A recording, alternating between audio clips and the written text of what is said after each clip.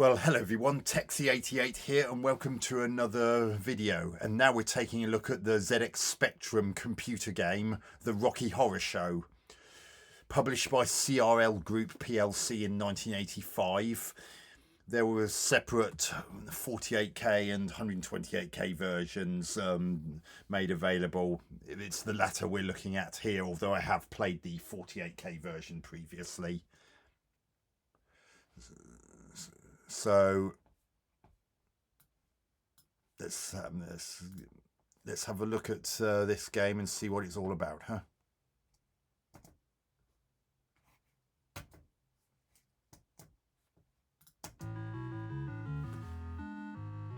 So we got this little intro which sort of has the famous line dance for the Rocky Horror Show's tune, The Time Warp.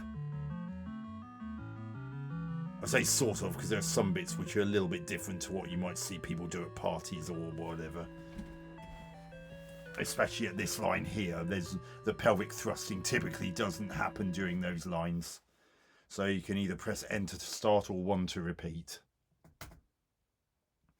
So here are our two protagonists. You can pick one of them, and the other one is basically turned to stone, and you got to rescue them. But so I'll pick Brad and pick keyboard. Although you can redefine the keys, I'm not impressed with the way it's done. I've found it very much a chore. So I just stick with the default keys, which are A, Z, N, M, and space for up, down, left, right, and fire, respectively. And I should point out that if you pick Sinclair joystick on this 128K version, unless you put in a particular poke, it will malfunction due to an error. So just forewarn anyone who wants to play this using a 128K Spectrum with a Sinclair joystick interface. That's just something you'll need to be wary of if you wish to use that. Otherwise, it glitches up. The 48K version of the same game doesn't have that problem. So here's Brad. So I've got to go from room to room and pick up the different pieces of something called the Demedusa. Here's one piece. So I pick that up. And I've already come across a fault. So you have to be dead in the middle of those staircases to be able to go right up to the top or even start to go down them. So there are 15 pieces of the Demedusa that are used to unfreeze the character you chose not to control on that screen. So, and then you just put each piece onto this machine on the stage as you find it. It's kind of annoying that you have to wait for the curtain to go up every single time, even if you've just gone out of the screen momentarily. That gets a bit annoying after a while, because you do, as you see near the bottom middle, you do have a time limit.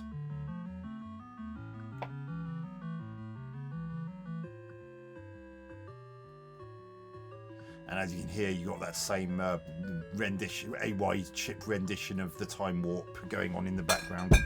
Oop. So I just accidentally kicked over a glass bottle, don't worry about it.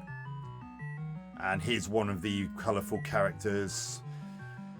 Got to watch out for the ladies in particular in this, and a character that wears a cloak, because otherwise, if you're unlucky, contact with those characters will turn you naked, and there are a few things you can't do if you're naked until you've picked up your clothes, which will be in one of the rooms somewhere. And as you saw earlier, I picked up a key that allows you to unlock a locked door. And see, there's a key on the wall there. You can pick that up in a similar manner. Right, I've unlocked this door. Now this guy, Riff Raff, he's a pain in the arse because he's got this ray gun, and if he's in line with you and he fires it when he's facing you, it's absolutely crucial that beam does not hit you. If it does, it will kill you instantly, and you only get one life in this game.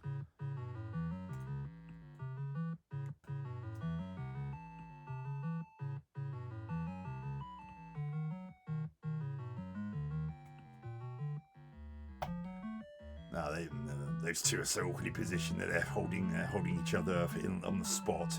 That can make it a bit more bearable because it makes them easier to avoid. Which is good because on some screens, some of the characters have this penchant for getting in the way, and let me tell you, that time limit can be very tight depending on where the pieces of the D-Medusa happen to be in relation to the stage. And this is another thing that annoys me about this game. This lift here, it can take a while before it comes back down, and as you saw, if you don't get into it in time before the door closes, you can be left waiting for a while.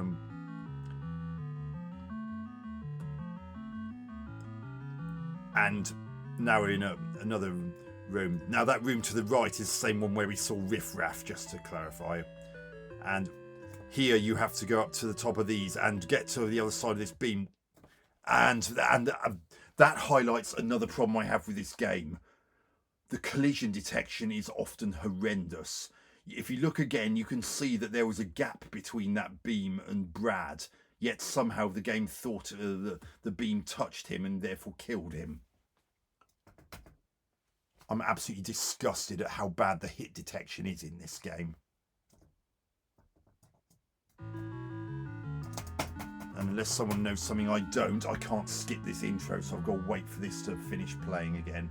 Luckily, it doesn't take a massively long time, but when you just want to get on with playing the game, you really would prefer it if you could skip it. No, you can't skip it.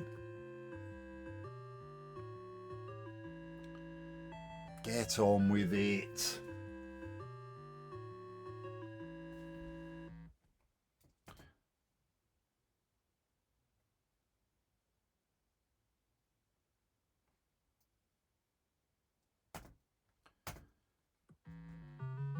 As you can see, the pieces of the D-Medusa switch positions every time, but the keys are always found in the same places from game to game.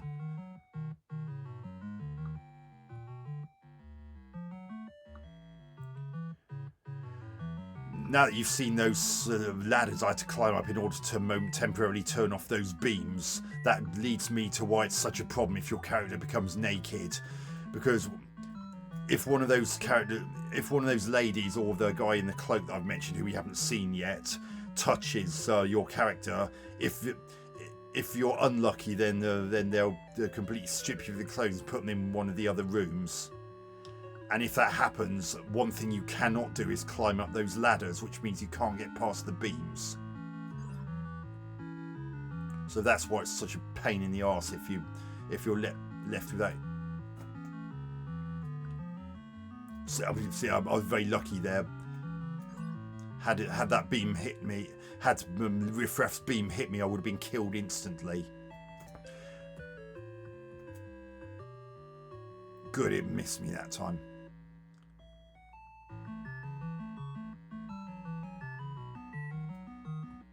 I mean, sometimes the characters are just annoying and just say these strange things if they touch you. Sometimes you're lucky, and those ladies do have the same effect, and without turning you naked. But other times they can get in your way. I've lost count. This is the freezer.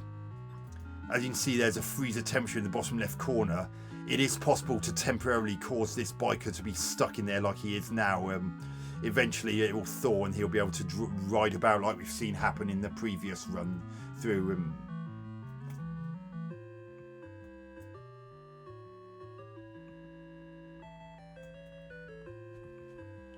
So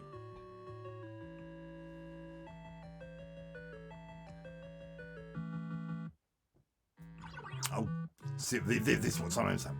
And this actually illustrates one of the annoyances of these characters. He's in my way and I want to get up that ladder. I mean, it doesn't seem like much, but when you're on a very tight time limit, you don't get out my way. You don't want this character getting in your way or other characters getting in your way every 5 seconds, because they can cause significant delays. I'd love to know how that biker got there, considering he was actually in the freezer and therefore couldn't possibly have got past me. But Hey ho, it's only a game.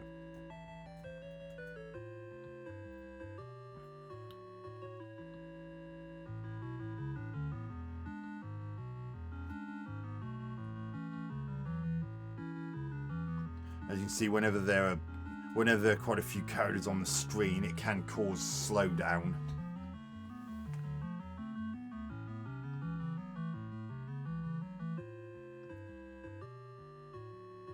I'm never going to get there. No, didn't think I would.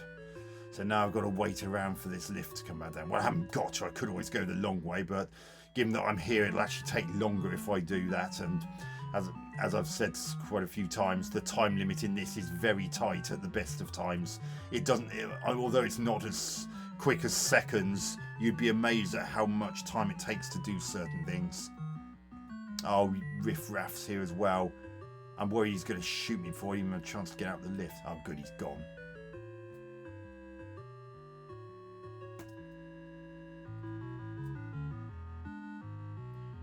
I do get nervous every time I go past those beams. I worry like the same thing is going to happen like on that first playthrough when I died when the game thought the beam had hit Brad. And it also annoys me when I have to do this multiple times to get pieces of the Demedusa, because as you probably guessed, you can only carry one Demedusa piece at a time. And I've actually seen lots and lots of pieces of the Demedusa on either or both sides of the beams, and I think it's safe to say that if you got about 6, bloody hell, that could have killed me, given how ropey the hit detection is on this game at times. But anyway, as I was saying,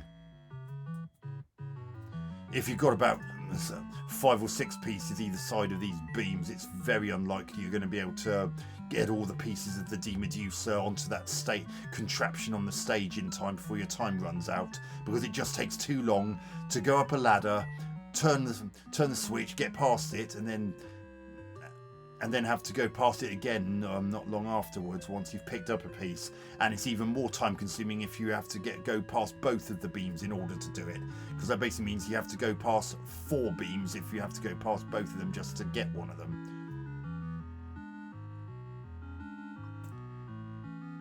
And speaking of that character Riff Raff, I have had previous occasions in which he was on completely the opposite side of the screen to me, facing the wrong way, but he still fired his ray gun and still managed to get me, even though I was nowhere near him. And oh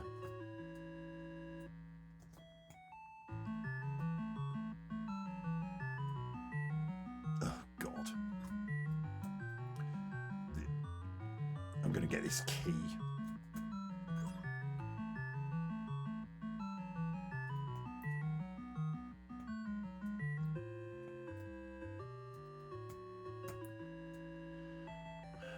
Yeah. So whenever that kind of thing happened with Riff Raff, and it actually happened a couple of times when I was playing it recently, and it was extremely frustrating because I had lots and lots of both times I had lots and lots of pieces of the Demedusa very close to the stage, which is ideal because it means I could potentially take several of them and still have plenty of time left over to get the others.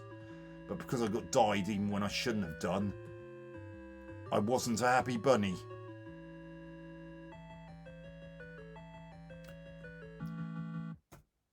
Yeah, so basically what happens is if one of the female characters or the cloaked character we still haven't seen at the moment, if either of them turns your character naked.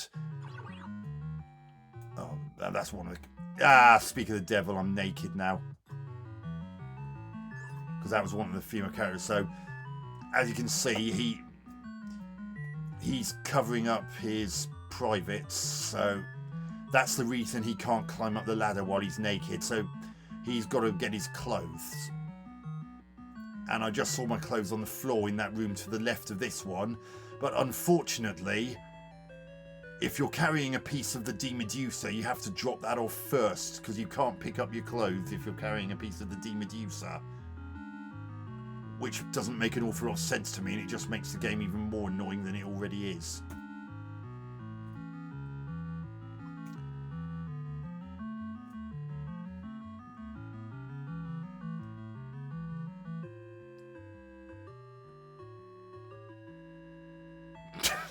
God, this is so tedious. And that's actually another problem I have with this game. It does get very tedious having to walk through the same and hoping that you don't have lots of characters getting in your way every 5 minutes and delaying you. Right, I've got my clothes back now. Oh God, another character that can potentially make me starkers. Oh God, that was luckier. I really don't trust the collision detection in this game. It's not as bad collision detection I've seen in some games, but it's still enough to be a problem. Especially as you saw from that beam on my first run attempt during this review.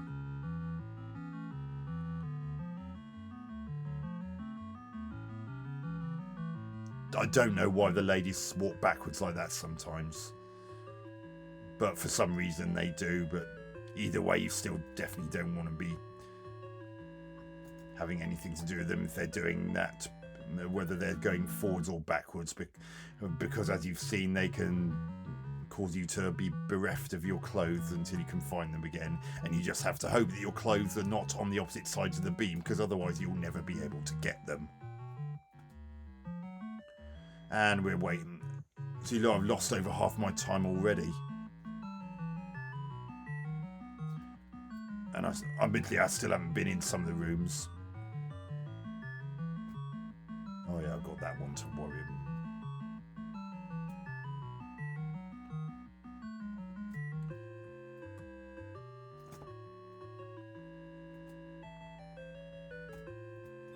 So now I've got to go up to the top. Before I do that, though, I'm going to... Right, there's none there.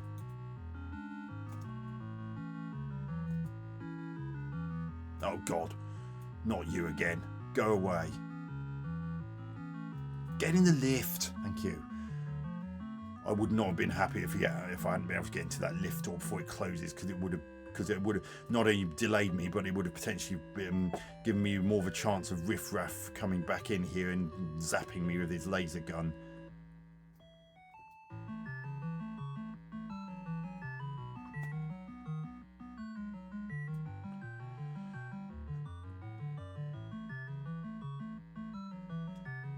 I mean, even though it's not a particularly big place that you're having to wander around, the fact you can only carry one piece of the demeducer at a time really does get annoying after a while.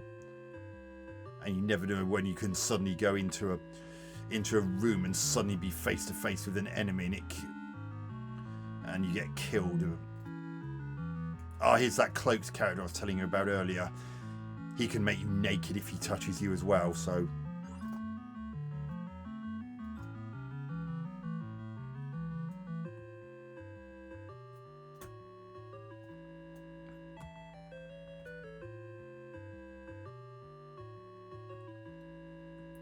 So you can tell which piece of the demeducer you're currently carrying, as it's flashing. It's the one that's flashing in the bottom right corner, and the pieces that are already there are the pieces that you've already picked up and installed into that contraption on the stage.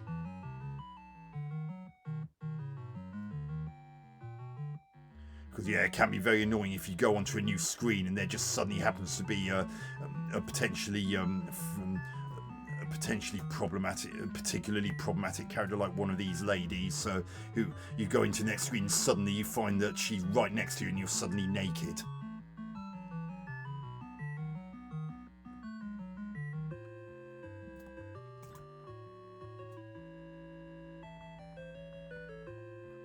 And I've even had a problem where I got completely stuck because I went through a door and a character kept repeatedly touching my character and saying all these different things, and I couldn't move.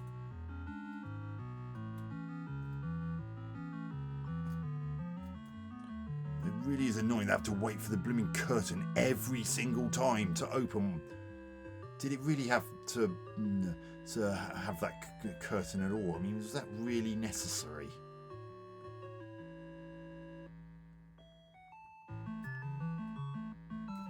Even though there weren't that many pieces on the opposite sides of the beams, I still don't think I'm going to make it in time before the timer runs out. Plus, I've got to go into this room twice more just to get... These two doors are a bit of a... Oh,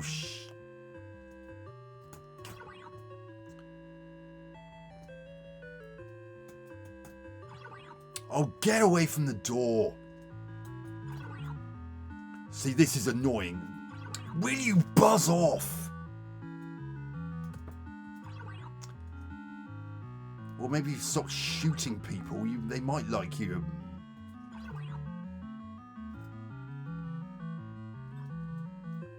Right. At least it didn't stop me from getting a piece, but that did severely delay me by him constantly touching me and saying all that stupid nonsense. See, 14 time limits, and I've still got quite a few pieces left to get into the Medusa installation area. I think it's a lot to ask. So a lot of the success in this game is very reliant on luck. And not too many pieces being past the beams. As I said, if you've got about four or five or more pieces on the opposite sides of either or both beams, you may as well just walk into one of the beams straight away, because there's absolutely no chance in hell that you're going to get all the pieces of the D-Medusa onto that contraption on the stage in time before your time runs out. It just can't be done. The time limit is much too tight on this, and it's even worse if you're being held back simply because there's a character that's constantly in your way while you're trying to collect things.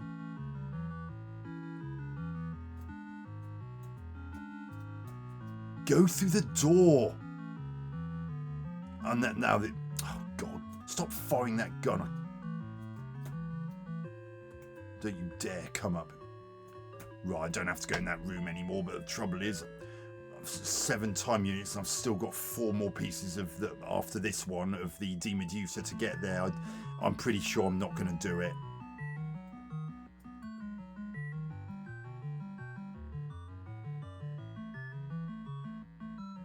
This game is just so frustrating. It really didn't need to be as frustrating as it is. If they could have improved the collision detection and given you a bit more time.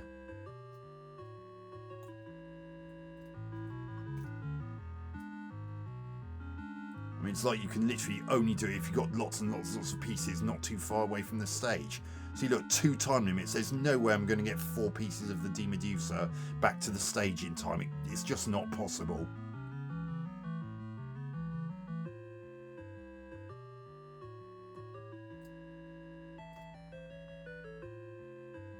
Nah, I ran out of time. Yeah, so that was the Rocky Horror Show of the ZX Spectrum version. It also came out for the Commodore 64 and Amstrad CPC.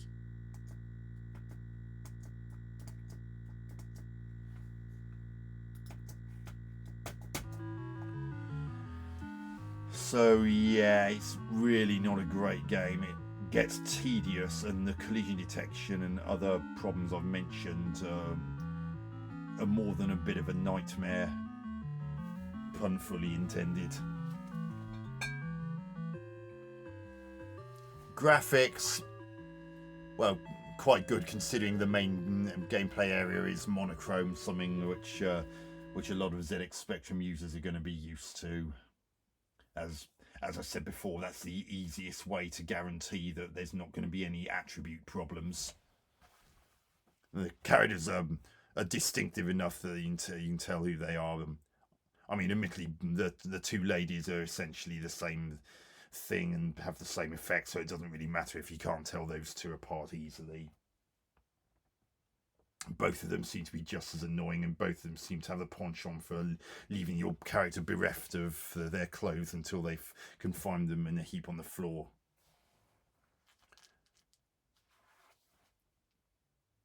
Sound, well, one bonus over the 48K version is that you get a proper AY rendition of the Time Warp theme tune. You get it during the game, whereas in the 48K version you only had it in this intro section, and it was obviously beeper because the 1648K Spectra only had no sound chip. It was all done by the CPU.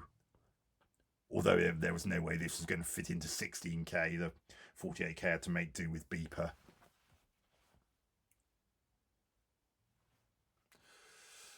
And they're just occasional sound effects, such as a slight chime when you pick up a key or lay a piece of the demeducer into its slot on the machine on the stage. But and of course the sound of which we heard of the rocket sending the mansion tower up into the cosmos. If you didn't manage to complete the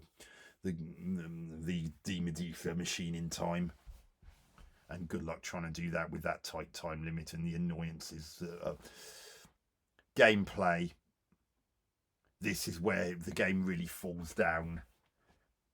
Apart from that, it gets a bit tedious having to being only able to carry one piece of the demeducer at a time, and so you're having to keep retreading your steps a lot. Characters getting in the way and other problems such as them potentially being right by you the moment you enter a new room, depending on what character it is, will determine whether or not it's a big problem, such as one of the ladies or that cloaked character potentially turning you naked, or worse still, riffraff firing at you with his ray gun and perhaps being too close to be able to avoid it, because as I said, had that ray gun hit me at any point, that would have killed me instantly and ended the game.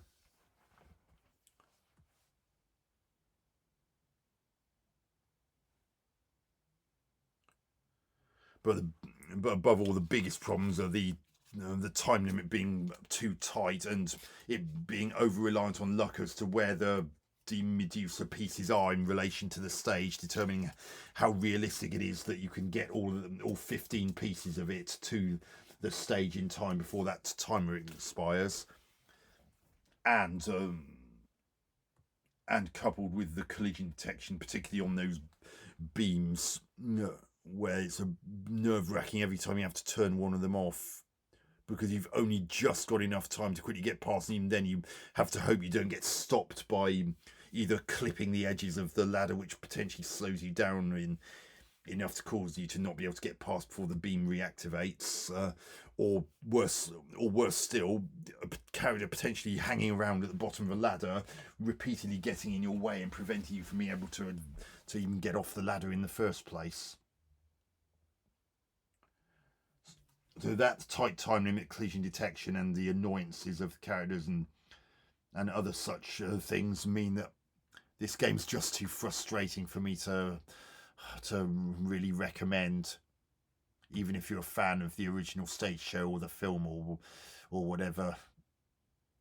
So yeah, I'm going to give the Rocky Horror Show 5 out of 10. Just needed a few tweaks here and there to make the game more bearable. So anyway, I hope you enjoyed this video. Hope to catch you on another one soon. Texie88 out.